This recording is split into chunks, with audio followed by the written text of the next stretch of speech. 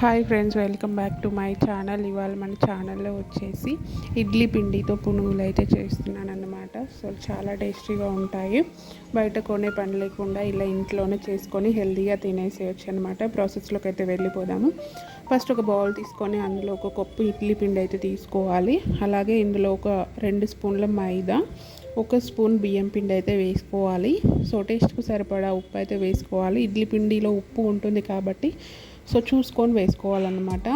ఇందులో వచ్చేసి చిన్నగా తరిగి పెట్టుకున్న కరివేపాకు అండ్ అలాగే పచ్చిమిర్చి, చిన్నగా తరిగి పెట్టుకున్న కొత్తిమీర వేసుకోవాలి. అలాగే ఫైనల్గా అయితే చిన్నగా కట్ చేసి పెట్టేసుకున్న ఆనియన్స్ కూడా వేసుకోవాలి.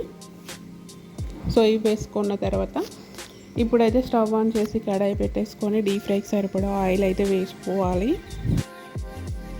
సో ఈ ఆయిల్ హీట్ అయ్యేలోపు మనమైతే పిండిని కలిపేసుకుంటున్నాము.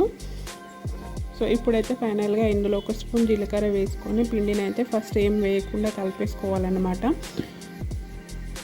సో పిండి కన్సిస్టెన్సీని బట్టి మనం పెరుగు యాడ్ చేసుకుంటూ కలుపుకోవాలి. సారీ అండి, పెరుగు యాడ్ చేసిన క్లిప్ అయితే మిస్ అయిపోయింది. సో చూసుకుంటూ పెరుగు యాడ్ చేసుకుంటూ కలిపేసుకోవాలి మన పునుగుల పిండిలాగా. సో చూడండి, వీడియో క్లిప్లో చూపిస్తున్న విధంగా అయితే పిండి కన్సిస్టెన్సీ అయితే ఉండాలన్నమాట. ఈ పిండిని 5 to 10 మినిట్స్ పాటు బాగా అదుముకుంటూ కలుపుకోవాలి. అలా అయితేనే పునుగులు చాలా బాగా వస్తాయి అన్నమాట.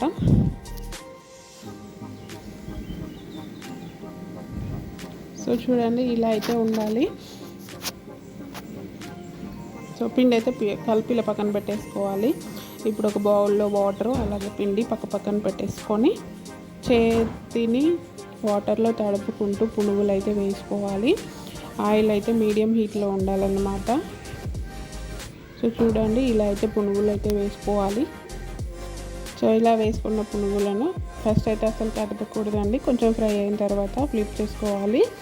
చూడండి, ఈ కలర్ గోల్డెన్ బ్రౌన్ కలర్ వచ్చేంత వరకు అయితే ఆయిల్లో బాగా ఫ్రై చేసుకోవాలి. సో ఇలా ఫ్రై చేసుకున్న పునుగులను అయితే పక్కన పెట్టేసుకోవాలన్నమాట. సో మొత్తం పిండిని ఇలాగే పునుగుల్లాగా వేసుకుంటూ మంచిగా లో టు మీడియం ఫ్లేమ్ పెట్టేసుకుంటూ ఫ్రై చేసుకోవాలి.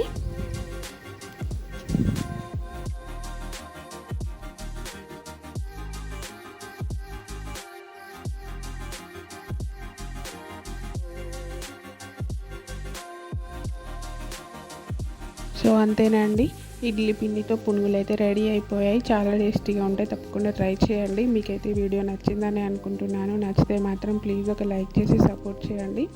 అలాగే మన ఛానల్ని సబ్స్క్రైబ్ చేసుకోవడం మాత్రం మర్చిపోవద్దు.